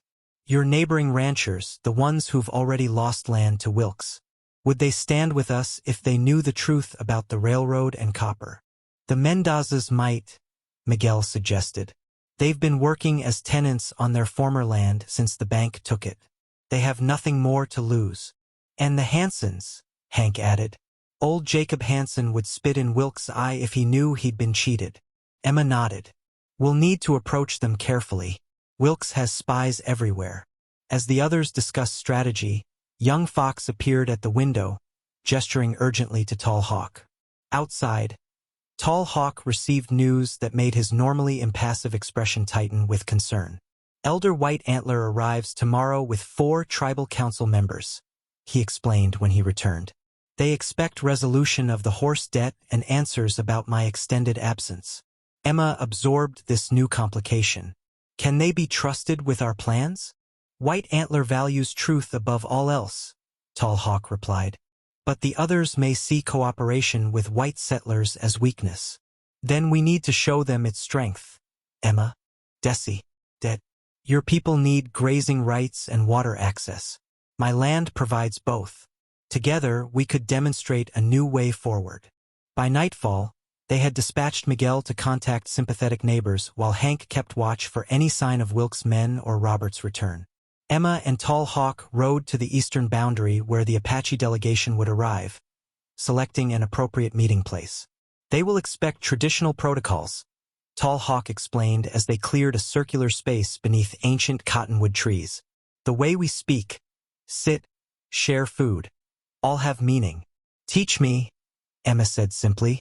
Under the rising moon, Tall Hawk instructed Emma in basic Apache greeting customs, proper terms of respect for elders, and the significance of circular seating arrangements where no person claims higher position than others. She listened intently, committing each detail to memory. Your willingness to learn our ways, Tall Hawk observed, is unusual among your people. My mother believed understanding begins with respect, Emma replied. She would have done the same. As they worked side by side preparing the meeting ground, their hands occasionally brushed, each contact sending unexpected warmth through Emma's veins. The partnership that had begun as necessity had evolved into something neither had anticipated. A deep recognition of shared values despite their different worlds. If we succeed tomorrow, Emma said quietly, and save the ranch, what happens to our agreement? Tall Hawk paused, studying her face in the moonlight. What do you wish to happen? The question hung between them, laden with possibilities neither had dared voice. Before Emma could respond, hoofbeats approached, Miguel returning with news. The Mendozas will stand with us, he reported breathlessly. And they've spread word to others Wilkes has cheated. At least 6 families promise support. Relief washed over Emma.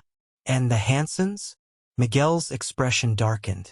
Jacob Hanson was visited by Wilkes this afternoon. He wouldn't speak to me. Wilkes is consolidating support, Tall Hawk concluded. He suspects something. Or Robert warned him, Emma added bitterly. They returned to the ranch house to finalize preparations. Emma drafted a formal complaint against Wilkes, documenting the falsified acceleration clause and evidence of collusion with Vernon. If they could find proof in his office to support these claims, the territorial judge might intervene. As midnight approached, Emma found herself unable to sleep, the weight of tomorrow's confrontation pressing heavily. She stepped onto the porch, surprised to find Tall Hawk already there, gazing at the stars. My people believe important decisions should be considered under night sky, he said without turning. The stars remind us how small our troubles are in the greater pattern. Emma joined him, their shoulders nearly touching as they looked upward. Do you regret coming here? Becoming involved in my fight? Tall Hawk turned to her, his expression softened by starlight. I came seeking 3 horses. I found something more valuable. What? Emma asked, her voice barely above a whisper. A woman whose courage would be celebrated in Apache stories, he answered simply. And a purpose greater than I expected. The distance between them seemed to diminish, the air charged with unspoken feelings. Emma found herself leaning slightly toward him, drawn by a force as natural and inevitable as gravity. A distant owl call shattered the moment. Young Fox's signal for approaching riders. They moved apart, the spell broken as they reached for weapons. Wilkes, Emma whispered. Tall Hawk shook his head after listening intently. Too many horses. Moving openly, not trying to hide. He straightened. It's Elder White Antler. The Apache delegation has arrived early. Emma squared her shoulders, automatically checking that her mother's brooch was properly fastened at her collar. Tomorrow's confrontation had begun sooner than expected, testing whether 2 people from different worlds could truly build something new from the broken promises of the past. Dawn illuminated a scene Emma would never have imagined on her ranch. 5 Apache elders seated in a ceremonial circle under the cottonwood trees, their faces weathered like the land they defended. Elder White Antler, a tall man with gray braids and piercing eyes, sat opposite Emma and Tall Hawk as Miguel served coffee in her mother's best cups. Tall Hawk had been speaking in Apache for nearly an hour, explaining their partnership and plans to expose Wilkes' corruption. Emma watched the elders' faces, wishing she could understand more than the occasional translated phrase. When Tall Hawk finally fell silent, White Antler turned his gaze directly to Emma. You are daughter of the man who promised horses? He asked in accented but clear English. Yes, Emma answered. My father made that promise to Running Bear, Tall Hawk's father. I wish to honor it, though the horses are gone. White Antler nodded slowly. I knew your mother, a woman who respected our ways. She helped my sister when white doctors refused. Emma felt a connection to this man who had known her mother, who remembered her compassion when others recalled only her difference from frontier norms. Tall Hawk says you offer partnership instead of horses, another elder said skeptically. Words are easy. Proof is hard. Emma removed a folded document from her pocket, the marriage agreement she and Tall Hawk had drafted the previous evening. Unlike standard legal contracts, this one blended Apache customs with territorial law, establishing mutual obligations that honored both traditions. This agreement grants grazing rights to your people on the eastern pastures, guarantees water access regardless of future development, and creates a council of equal representatives to resolve any disputes. She handed it to White Antler. If we save this ranch, these terms stand whether Tall Hawk and I remain partnered or not. White Antler studied the document, then passed it to the others. You would sign this? Make it binding in white man's law. I already have, Emma replied, showing her signature at the bottom. It awaits only Tall Hawk's mark and witnesses from both our peoples. A murmur ran through the elders. One leaned forward, his expression hardening. Why should we trust any white person's promise? Your father's words proved worthless. Judge me by my actions, not my father's failures, Emma said firmly.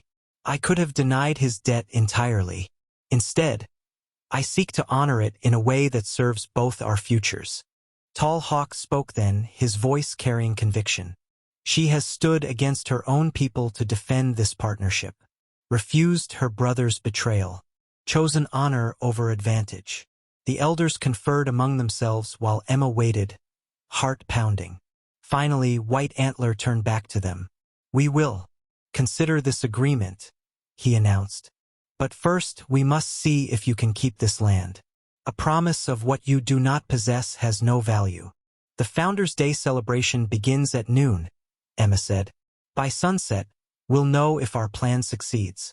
As the elders retreated to deliberate, Tall Hawk touched Emma's arm. You impressed them. Few white settlers would offer such terms without coercion. It's only fair, Emma replied. This land sustained your people long before my family claimed it. They walked toward the house to prepare for town, the weight of the coming confrontation heavy between them. Inside, Emma hesitated before reaching into a carved wooden box on the mantel. There's something else we should consider, she said, withdrawing a simple silver band. My mother's wedding ring. If we're to present ourselves as partners today, perhaps we should make it appear official. Tall Hawk looked at the ring, understanding its significance beyond mere appearance. Such symbols have meaning in both our cultures. Are you certain? It's practical, Emma said, though her pulse quickened. For today's purpose. Tall Hawk took the ring, but didn't immediately place it on her finger. Among my people, marriage gifts flow both ways. I have nothing worthy to offer in return. Your trust is gift enough, Emma replied softly. Their eyes held for a charged moment before Tall Hawk carefully slid the ring onto her finger. The simple act felt more significant than either had anticipated. A bridge between intention and something deeper neither was ready to name. They were interrupted by pounding hooves. Young Fox riding hard toward the house, his expression urgent. Riders coming, he reported. Many men with Wilkes and the sheriff. Emma and Tall Hawk rushed to the porch. In the distance, dust rose from at least a dozen approaching horsemen. They're moving against us before we can expose them, Tall Hawk said grimly. Wilkes isn't waiting for Founders' Day. Emma's mind raced. The elders, they can't be found here. Wilkes would use their presence to create false accusations. Tall Hawk nodded. Young Fox, take them to the hidden spring. Wait for our signal. As Young Fox departed to warn the Apache delegation, Emma gathered Hank and Miguel. Wilkes must not know about the copper deposits or our suspicions. Act surprised by their arrival. What about our plan to search his office? Hank asked. We adapt, Tall Hawk said simply. Emma checked her rifle, then turned to Tall Hawk. If they're coming in force with the sheriff, they must have some legal pretext. We need to hear them out, find the weakness in their approach. Tall Hawk nodded, then unexpectedly reached for her hand, the one now bearing her mother's ring. Whatever happens, we face it as true partners. The simple contact steadied her. Emma squeezed his hand in return, drawing strength from this man who had entered her life as an adversary and now stood beside her as her most trusted ally. They positioned themselves on the porch, presenting a united front as the riders approached. Emma felt strangely calm despite the danger. For the first time since her father's death, she wasn't fighting alone. Whatever legal trick Wilkes attempts, she said quietly, remember he doesn't know that we know about the copper or the railroad. That's our advantage. Tall Hawk nodded, his shoulder brushing hers. And we have something he cannot understand or defeat. What's that? Emma asked. Honor, Tall Hawk replied simply. It will outlast his greed. The riders drew closer, dust billowing behind them like storm clouds. Emma straightened her spine, her mother's brooch at her collar, her mother's ring on her finger, and her father's Winchester in her hands, the past supporting her as she fought for her future. Wilkes rode at the front of the procession, Sheriff Michaels beside him looking uncomfortable. Behind them came Vernon, Robert, and at least 8 men Emma recognized as occasional deputies and local troublemakers hired when intimidation was required. Miss Blackwood, Wilkes called with false cordiality as they approached. I see you're still entertaining your guest. Mr. Tall Hawk is my husband, Emma replied steadily, the lie feeling strangely right as her mother's ring caught the morning light. We were married by Apache custom 3 days ago, with proper witnesses. The unexpected declaration clearly disrupted Wilkes' planned approach. He exchanged glances with Vernon, whose face darkened with anger. Sheriff, Vernon protested. She can't legally marry an Indian. It violates territorial statutes. Sheriff Michaels shifted uncomfortably in his saddle. Actually, them laws are complicated. Arizona territory don't specifically forbid it like some places. This changes nothing. Wilkes recovered smoothly, producing a document from his coat. I have here a legal order authorizing inspection of this property for stolen cattle reported by multiple witnesses. What witnesses? Emma demanded. Concerned citizens, Wilkes replied vaguely. Several people observed Apache raiders driving cattle onto this property 2 nights ago.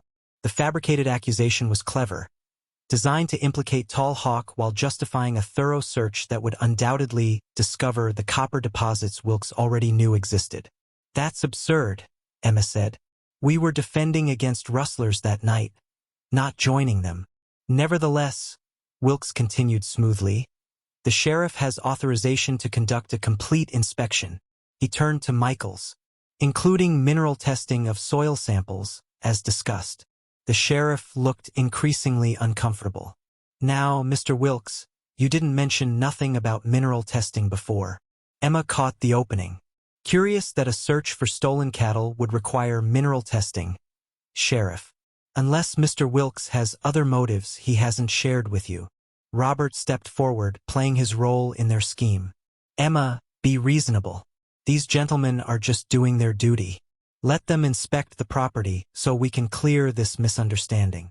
Tall Hawk's hand brushed Emma's, a silent signal of support as they enacted their hastily formed counterstrategy.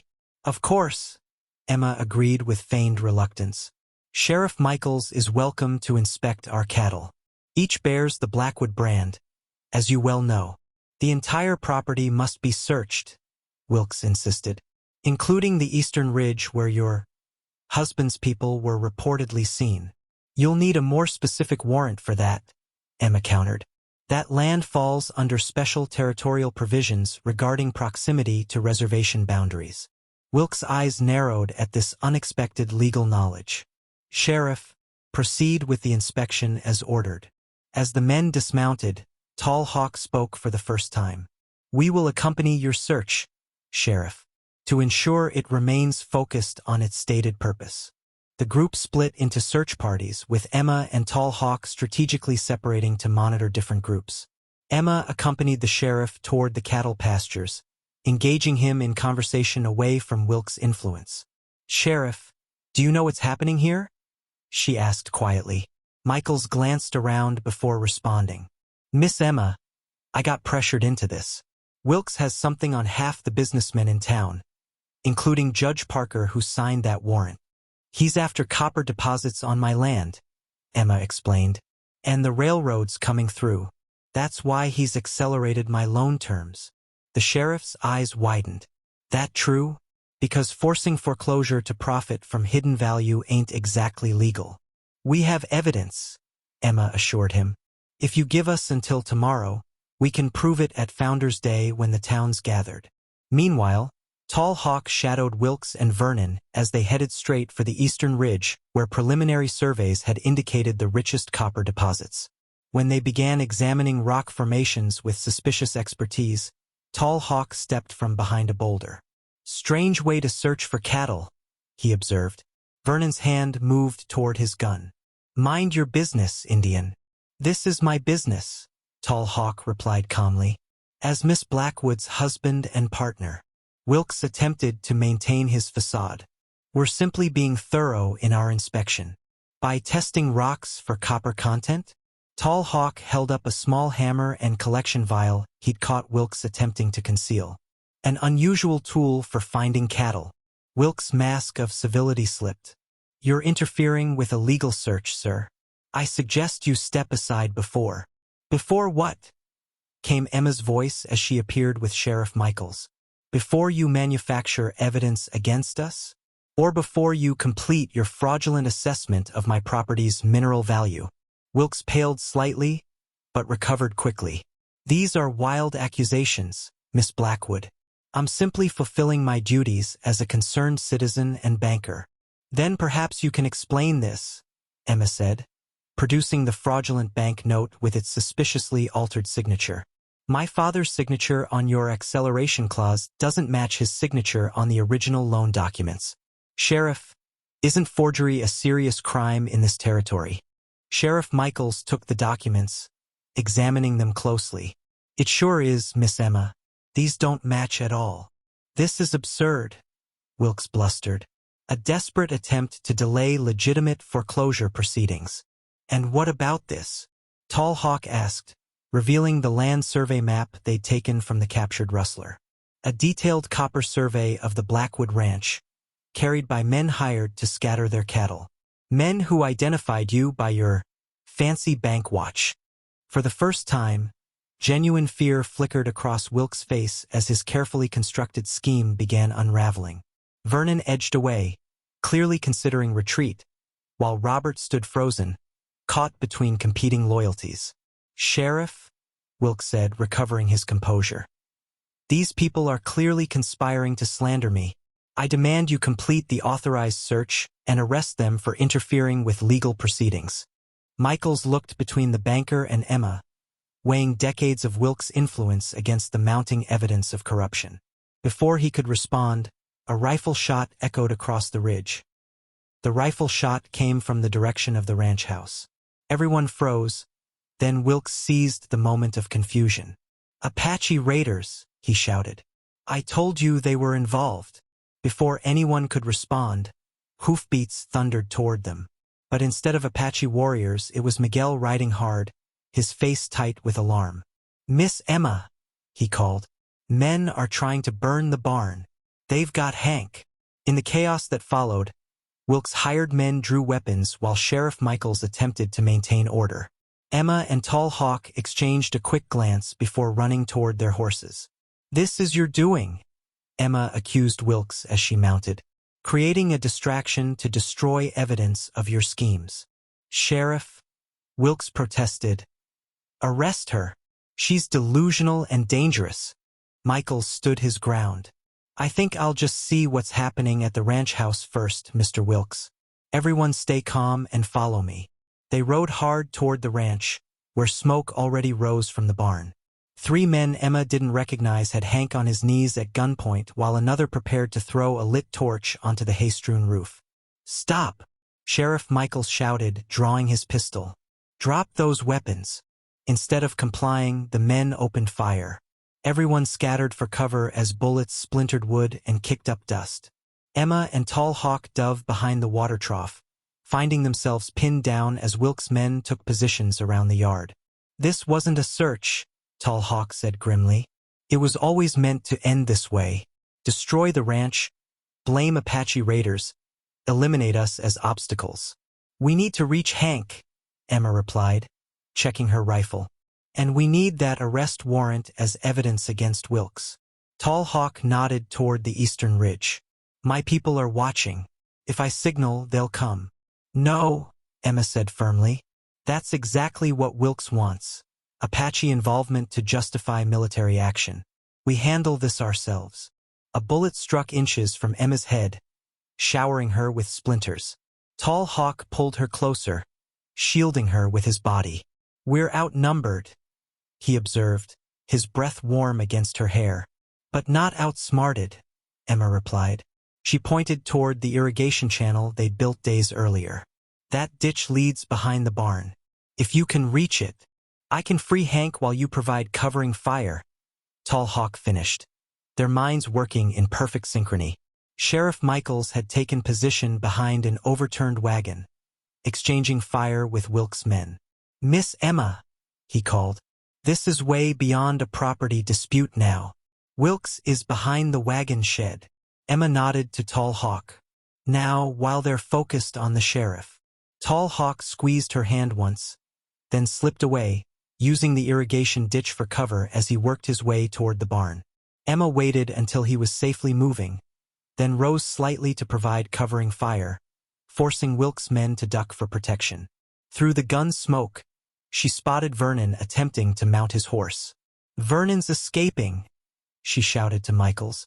The sheriff redirected his aim, but before he could fire, another shot rang out from Robert's gun. Vernon clutched his arm, crying out in pain as he tumbled from his saddle. "Robert!" Emma gasped, stunned by her brother's unexpected action. Robert crouched beside her, his expression grim. "I was a fool, Emma, blinded by greed." He handed her a folded paper. "The sheriff's arrest warrant. The real reason we came here today." Emma unfolded it quickly, eyes widening. "This authorizes arrest of Tall Hawk for cattle theft and me for harboring a fugitive. No mention of property inspection. Wilkes planned to eliminate you both legally," Robert explained. "When that failed, he switched to this." He gestured toward the escalating gunfight. "I never agreed to murder, Emma. Profit, yes, but not this." Before Emma could respond, a cry from the barn drew their attention. Tall Hawk had reached Hank but was now exposed as one of Wilkes' men took aim at his back. Without hesitation, Emma stood and fired, striking the man's shoulder. The distraction allowed Tall Hawk to pull Hank to safety behind the water trough on the barn's far side. "Sheriff," Emma called, "we need to end this before someone dies." Michaels nodded, then cupped his hands around his mouth. "Wilkes, it's over. Your men are dropping, and I've got witnesses to attempted murder now." "You'll never prove anything," Wilkes shouted back from his hiding place. "It's our word against some ranch woman and an Apache." "And mine," came Robert's voice as he stood, hands raised to show he was unarmed. "I'll testify to everything, Theodore. The forged documents, the copper surveys, the railroad plans, all of it." Wilkes emerged briefly, his face contorted with rage. "You treacherous fool. We had an agreement." "Not for this," Robert replied steadily. With a snarl of fury, Wilkes raised his pistol toward Robert. Emma shouted a warning, but Robert stood frozen as Wilkes took aim. The shot that rang out didn't come from Wilkes' gun. Tall Hawk had circled behind the banker, his aim perfect as he fired a single round that struck Wilkes' hand, sending his weapon spinning away. "Drop your weapons," Sheriff Michaels bellowed to the remaining gunmen. "Your boss is done."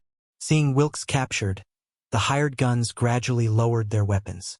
As the shooting stopped, an eerie silence fell over the ranch yard, broken only by the crackle of the small fire still burning on the barn roof, which Miguel was already working to extinguish. Emma rushed to where Tall Hawk stood guard over a cursing Wilkes, who clutched his bleeding hand. "You've ruined everything," Wilkes spat. "This land was worth a fortune." "It still is," Emma replied calmly. "Just not to you." Sheriff Michaels approached with handcuffs. "Theodore Wilkes, you're under arrest for fraud, attempted murder, and conspiracy." He looked at the banker with disgust. "I've been turning a blind eye to your schemes for too long, Theodore. That ends today." As Michaels led Wilkes away, Emma turned to find Robert standing awkwardly nearby. "I don't expect forgiveness," he said quietly, "but I'll testify against Wilkes and Vernon. Make what amends I can." Emma studied her brother, seeing shadows of the boy she'd once admired before ambition had hardened him. "Why did you change sides?" Robert's gaze shifted to Tall Hawk, who was helping Hank to a chair on the porch. "When he refused my bribe, I realized he truly cared about this land. About you." He shook his head ruefully. "I couldn't stand by while Wilkes destroyed something genuine to build his empire of lies." Emma nodded once, not ready to forgive but acknowledging his choice. "Testify truthfully. That's all I ask." As Robert walked away, Tall Hawk approached Emma, his expression softening as their eyes met. A streak of soot marked his cheek, and his shirt was torn from the fight, but he'd never looked more magnificent to her. "Your brother surprised me," he admitted. "Me too," Emma replied. She took his hand, feeling the strength in his fingers as they curled around hers. "We did it. We saved the ranch." Tall Hawk nodded toward the eastern ridge where the Apache elders had emerged, witnessing the final moments of confrontation from a safe distance. "And perhaps more than that, Elder White Antler saw everything, including your brother's choice and the sheriff's action. He will carry this story back to our council." Emma looked around at her battered but intact ranch, at Hank and Miguel already assessing damage, at the sheriff leading away the men who had threatened everything she loved, at the Apache elders watching with newfound respect. Most of all, she looked at the man beside her, who had arrived as an adversary seeking horses and remained as a partner defending their shared future. "What happens now?" she asked softly. Tall Hawk's gaze held hers, his voice carrying a depth of meaning beyond the simple words. "Now we build something new." A month after Wilkes' arrest, Emma stood on her porch watching the autumn sun cast long shadows across land that was finally, irrevocably hers.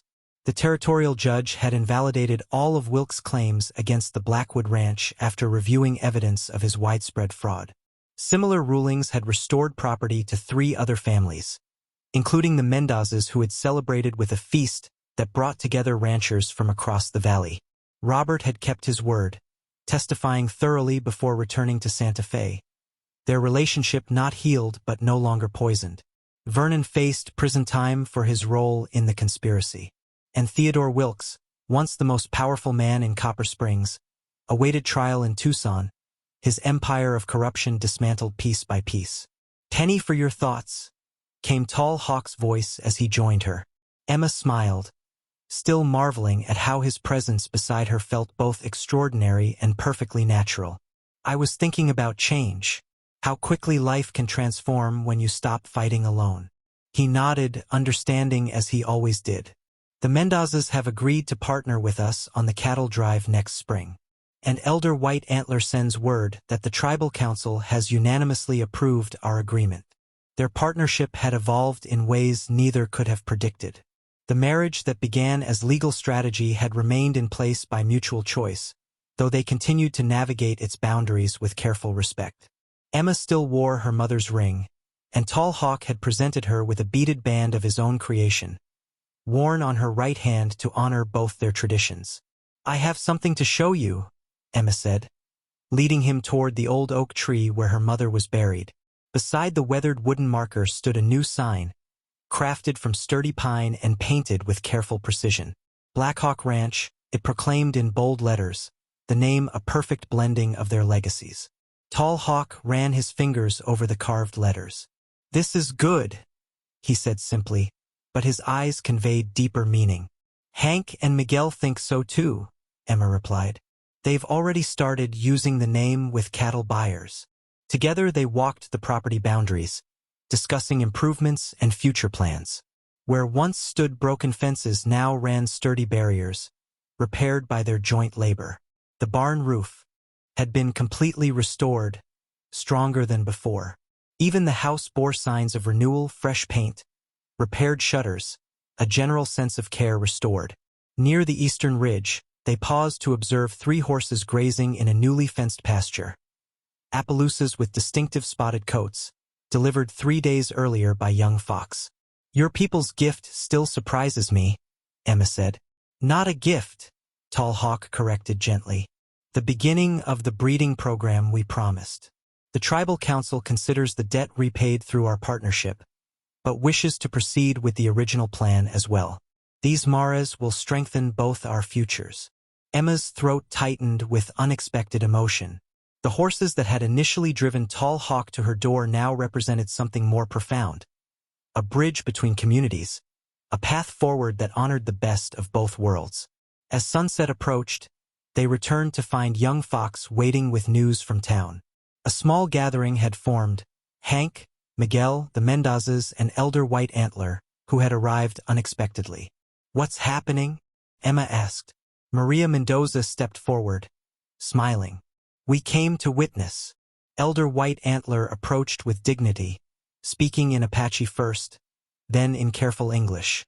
"Among my people, marriage begins with promise, but is confirmed by community after the couple proves their strength together." He gestured to those gathered. "You have faced enemies side by side, built something worthy. Now we recognize what grows between you." Emma glanced at Tall Hawk, questioning. He took her hand, his expression open and vulnerable in a way she'd never seen before. "This was not my doing," he assured her. "But I welcome it if you do." Understanding dawned. What had begun as a practical arrangement had transformed into something real, recognized by both their communities before they had fully acknowledged it themselves. "I do," Emma said softly. The simple ceremony that followed blended elements from both cultures. Elder White Antler offered traditional blessings while Hank awkwardly recited passages from his mother's Bible. The Mendozas sang a Spanish wedding song, and young Fox presented gifts symbolizing prosperity from the tribal council. As twilight settled over the land, Emma and Tall Hawk stood beneath the oak tree where her mother rested, making promises that needed no legal documentation to bind them. "My mother would have loved this," Emma whispered, touching her brooch. "Two worlds meeting without either having to disappear." "Not meeting," Tall Hawk corrected, his fingers intertwining with hers. "Creating something new together." Later, as stars appeared above the ranch house, their home now in more than name, Emma thought of the strange journey that had brought them here. A debt of horses transformed into a bond of hearts. An Apache warrior and a rancher's daughter finding common ground in honor and courage. Enemies becoming allies, becoming family. The next morning, they would face practical challenges again. Cattle to tend, fences to maintain, relationships with neighbors to nurture. The railroad would still come, bringing changes they would navigate together. The copper would remain in the ground, protected by their stewardship. Their different worlds would continue to make demands, requiring balance and wisdom. But tonight, standing on the porch of what was now truly Black Hawk Ranch, Emma knew with bone-deep certainty that what had begun as debt would sustain them through whatever came next. Not obligation, not practicality, but the most powerful force either culture recognized. A love born of respect, forged in adversity, and chosen with clear eyes and full hearts.